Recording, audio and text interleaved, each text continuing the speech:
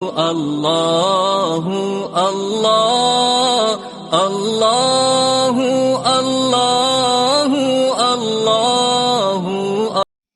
میرے رسول پاک صلی اللہ علیہ وسلم کا ایک فرمان ہے مصنف عبد الرزاق میں، یہ حدیث آپ نے آج یاد رکھنی ہے۔ نبی پاک صلی اللہ علیہ وسلم نے فرمایا کسی آدمی کے نماز اور روزے سے متاثر نہ ہونا، پہلے دیکھ لینا کہ وہ امانت دار ہے کہ نہیں۔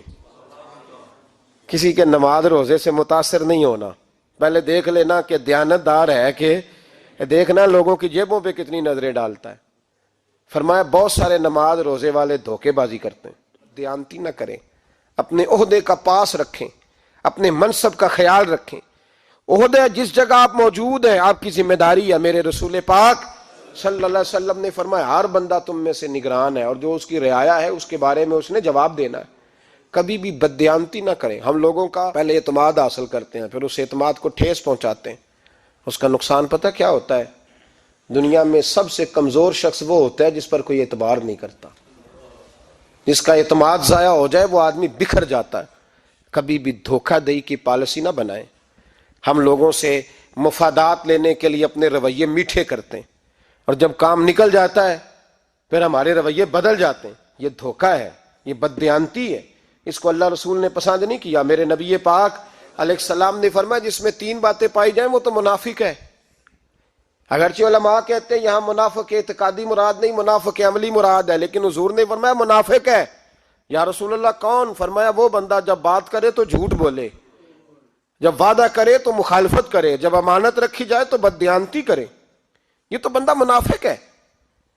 حضرت ابو نور علیہ رحمہ نے لکھا ہے، فرماتے ہیں محمود غزنوی کا دور تھا تو ایک آدمی محمود غزنوی کے پاس نا اپنا کیس لے کے آیا، مدعی بن کے آیا۔ اس نے کہا بادشاہ میرا کیس بڑا نرالا ہے۔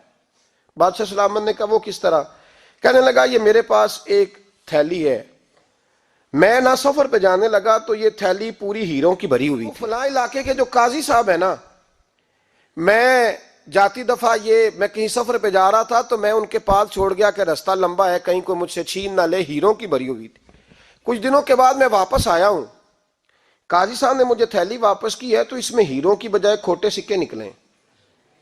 اب میں نے قاضی صاحب سے کہا ہے تو قاضی صاحب تو میرے گریبان تک آتے ہیں، وہ کہتے ہیں بتا کہیں سے پھٹی ہے، کھلی ہے؟ وہ جس طرح ٹانکے لگا کے تو نے سی تھی اسی طرح لگے ہوئے ہیں کہ نہیں؟ تو حضور لگے بھی بالکل اسی طرح ہے، نہ پھٹی ہے نہ کھلی ہے۔ اب میں لٹ گیا ہوں، میری کل عمر کی کمائی ضائع ہو گئی، کھوٹے سکے کہاں اور ہیرے کہاں؟ تو مہربانی کریں، اور آپ کی بارگاہ میں اللہ رسول کے نام پر حلف دیتا ہوں کہ میں ہوں بالکل سچا۔ محمود غزنوی کہنے لگے تو جا، تھیلی چھوڑ جا، اور جب میں تجھے بلاؤں گا پھر دوبارہ آنا۔ وہ شخص چلا گیا۔ محمود غزنوی اٹھے، دربار برخاست کیا، لوگوں سے کہنے لگے چلے جاؤ میں 3 دن کے لیے سیر کرنے جا رہا ہوں، 3 دن کے بعد لوٹوں گا۔ اکیلے جب رہ گئے نا محمود دربار میں تو محبوب نے چھری منگائی۔ وہ جس تخت پہ بیٹھتے تھے وہاں گدا بچھا ہوا تھا، یہ گدا پڑا ہے نا، وہ گدا بچھا ہوا تھا۔ محمود نے چھری کے ساتھ اس کو پھاڑ ڈالا اور چھری جیب میں رکھی نکل گئے۔ کہنے لگے میرے بعد کوئی میرے دربار والے احاطے میں داخل نہ ہو۔ محمود چلے گئے۔ اب وہ صفائی کرنے والا جب آیا نا، اس نے آ کے دیکھا تو گدا تو پھٹا ہوا ہے۔ اس نے شور ڈال دیا، پہرے دار بھی آ گئے، فلاں صاحب بھی آ گئے، فلاں صاحب۔ اس نے کہا او خدا کے بندو، اس کا گدا پھٹ گیا ہے، وہ تو مار ڈالے گا۔ اس نے کہا تھا سوائے صفائی اور نگرانی والے کے دوسرا آئے کوئی نہ، اور یہاں آیا بھی کوئی نہیں، پہلے دن ہی پھٹا ہوا ہے تو لٹکا دے گا سب کو، کیا کریں؟ شور ہو گیا، سارے دربار کے ملازمین اکٹھے ہو گئے۔ ایک بندہ بولا، کہنے لگا فکر نہ کرو، میں کیسے بندے کو جانتا ہوں، اس طرح سیے گا کہ جس نے پھاڑا ہوگا اسے بھی پتہ نہیں چلے گا کہاں سے پھٹا تھا، ایسا بہترین رفو کرے گا کہ پتہ بھی۔ اس نے کہا یار ہم سارے ایک مہینے کی تنخواہ دیتے ہیں، تو بندہ بلا۔ وہ بلا لیا اس کو، اس کا نام محمد رفو گر تھا۔ وہ آیا، اس کو گدا دکھایا، اس کا یار اس طرح سینہ پتہ نہ چلے۔ اس نے کہا فکر ہی نہ کرو، میں بڑا کاریگر ہوں۔ بڑے بڑے کاریگر لوگ نہیں ہمارے ملک میں پائے جاتے، کوئی نشان چھوڑتے ہیں پیچھے؟ بڑے کاریگر، پیسے ہونے چاہیے، بڑے بڑے کاریگر بندے۔ آپ یقین کریں ایسا فلسفہ، یہ عمرہ عبادت ہے نا، سرکار دو عالم صلی اللہ علیہ وسلم کی بارگاہ کی حاضری بڑی نعمت ہے نا۔ تو سعودی گورنمنٹ نے پابندی لگا دی، خیر ان کی بھی زیادتی ہے، اس طرح کی پابندیاں شریعت اسلامیہ میں جائز نہیں۔ اللہ کے گھر مسلمان جب چاہے جا سکتا ہے، لیکن وہ کہتے ہیں جی 2000 ریال دے جس نے 2 سال بعد بھی آنا ہے. انہوں نے پابندی لگائی تو ہمارے ایجنٹوں نے بھی کئی خاص ٹریننگ حاصل کی ہوئی ہے, پتہ نہیں کہاں سے سیکھ کے آئے, انہوں نے بھی رستہ نکال لیا. ایک صاحب سے میں نے کہا کہ جناب وہ 2000 ریال لگ گیا تو کیا کرنا ہے؟ کہنے کوئی مسئلہ نہیں, پاسپورٹ نواں بنوا لو, گنجائش ہے. یعنی ہر شے کا حل ہے. اور میں نے کہا یار اب عمرہ کرنے جاتے وقت بھی بندہ دھوکہ دے کے جائے, اللہ کے گھر جاتے وقت بھی اس طرح کی حرکت کرے, کیا حال ہو گیا. ہر چیز کا لوگوں نے حل نکال لیا, ہر چیز کا لوگوں نے سٹائل بنا لی. ایسا نہ کریں, یہ درست نہیں. احمد رفو گر کہنے لگا اس طرح سیوں گا کہ پھاڑنے والے کو بھی پتہ نہیں. ان کا پیسے لے یار تو سی دے. اس نے سی دی, اگلے شام ہی لا کے بچھا دیا گدا. تیسرے دن بادشاہ سلامت آئے, آ کے پہلی نظر گدے پہ ڈالی. اس نے بلایا سب ملازمین کو, کہا کس نے سیا ہے؟ کہا جناب کیا ہوا؟ کہا یہ پھٹا ہوا تھا. کس نے؟ کہا نہیں پھٹا ہی نہیں.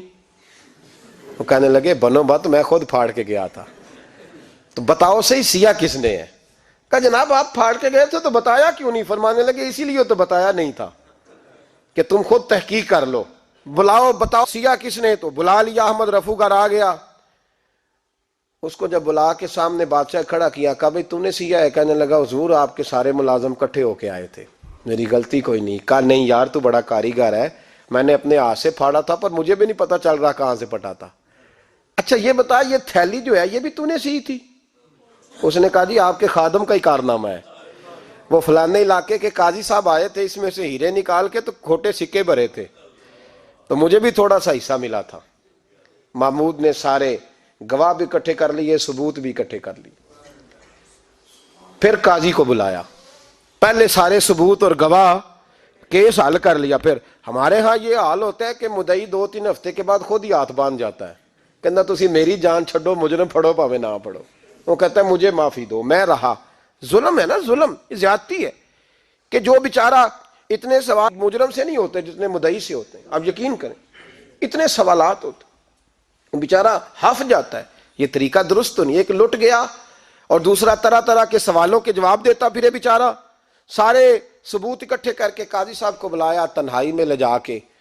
محمود غزنوی نے کہا قاضی صاحب آپ سے غلطی ہو گئی, غریب آدمی تھا, وہ لٹ گیا ہے, اس نے تو بڑی مشکل سے کچھ ہیرے جمع کیے تھے اور اس کی کل کائنات تھی, تو آپ اس کا مال اسے دے دیں, بات ختم. قاضی صاحب کہنے لگے آپ مجھ پہ الزام لگا رہے ہیں, سوال ہی نہیں پیدا ہوتا. آپ میری داڑھی دیکھیں, آپ میرا اعزاز دیکھیں, دنیا جانتی ہے میں اس کا. قاضی صاحب انسان بھول ہی جاتا ہے, بندہ بھول جاتا ہے, غلطی ہوگی. مال نے کہا نہیں سوال. کہا میں تنہائی میں پوچھ رہا ہوں, میں اس وقت پوچھ رہا ہوں جب دوسرا موجود کوئی نہیں. آج توبہ کر لے, میں کچھ نہیں کہوں گا, تو میری زبان پہ اعتبار کر, تجھے پتا ہے میں جو کہتا ہوں اس پہ عمل بھی کرتا ہوں, باز آ جا. پر قاضی نے کہا نہیں میری غلطی کوئی نہیں. محمود نے پھر بڑے دربار میں بلا لیا, مجمع عام میں. مہلت کے دنوں میں جو توبہ کر لے وہ بچ جاتے ہیں, لیکن لوگ رسوائیوں کے دنوں میں پھر واپس لوٹتے ہیں اگلا گھر دیکھ کے, پھر حالات اور طرح کے ہو چکے ہوتے ہیں. جب بڑے دربار میں قاضی کو بلایا, بھائی تو مانتا ہے کہ نہیں؟ اس نے کہا نہیں. تو کہا بلاؤ احمد رفو گر کو. جب احمد رفو گر آیا تو بوڑھے قاضی کی ٹانگیں کانپنے لگی, جملے ٹوٹنے لگے, لفظ زمین پر گرنے لگے, بات صحیح نہیں ہوتی, زبان لڑکھڑانے لگی. محمود کہنے لگے قاضی میں نے تجھے کہا تھا وہاں مان جا بات, اب بڑے دربار میں بول. تو جب قاضی صاحب کی گردن خود بخود جھک گئی تو دنیا سمجھ گئی. کہا نکل جا میرے دربار سے. محمود بولے نکل جا, اتنی تجھے عزت دی, اتنی بڑی تنخواہ دی, قاضی بنایا, اور یہ تھوڑی سی رقم کے لیے, تھوڑی سی رقم کے لیے تو بددیانت ہو گیا, چل چلا جا, نکل. قاضی دربار سے نکلا تو لوگ لعنتیں برسانے لگے. کل جو دکانیں چھوڑ کے سلوٹ کرنے آتے تھے وہ کہنے لگے اس کی عمر دیکھو, اس کے کام دیکھو, دیکھو اس نے کیا کیا. گھر گیا, بچے جن کے لیے پاپ کمایا تھا, جنہاں لی تو پاپ کمائے ہن کتھے نہیں ہو تیرے کر دے. وہ بچے کہنے لگے ابا جی ہم تو سکول مدرسہ جانے کے قابل نہیں رہے, امید تھی کہ بیوی ساتھ دے گی. وہ کہنے لگی میں میکے کیسے جاؤں گی, گلی کی عورتیں طرح طرح کی باتیں بناتی ہیں. اور بھائی کامیابیوں کے بڑے سربراہ ہوتے ہیں, کوئی کامیاب ہو جائے تو سارے کہتے ہیں میری سپورٹ سے ہوا ہے. ناکامیاں ہمیشہ یتیم ہوتی ہیں, ناکامیوں کا کوئی سربراہ نہیں ہوتا. جب تک تو قاضی تھا تو بڑے بات تھی, ہر بندہ کہتا تھا رشتہ دار ہے.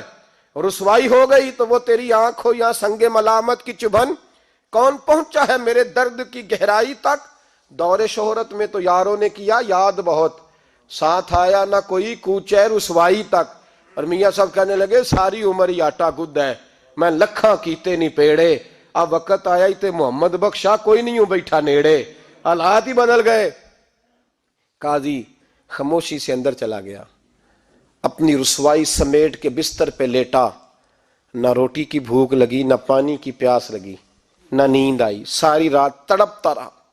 سویرے گھر والوں نے دروازہ کھولا تو روح پرواز کر گئی تھی، دنیا چھوڑ گیا۔ حضرت ابو النور علیہ رحمہ بولے، فرمانے لگے یاد رکھو کبھی بددیانتی نہ کرنا، کبھی، یہ تو محمود غزنوی کی عدالت تھی، قیامت میں رب کریم کی عدالت لگے گی۔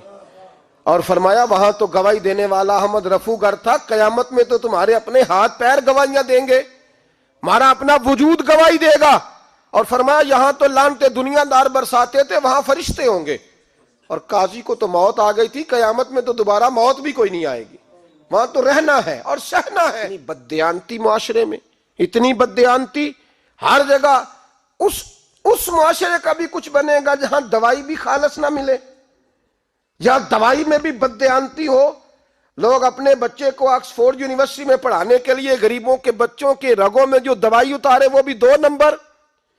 اتنا بڑا بھی کوئی بددیانت معاشرہ ہوتا ہے کہ لوگ یہاں تک دھندا کریں، یہاں تک کہ لوگ لوگوں کی زندگیوں سے کھیل جائیں اور ہمیں احساس تک نہ ہو کہ کوئی مر جائے گا، کوئی ڈوب جائے گا، کیا بنے گا۔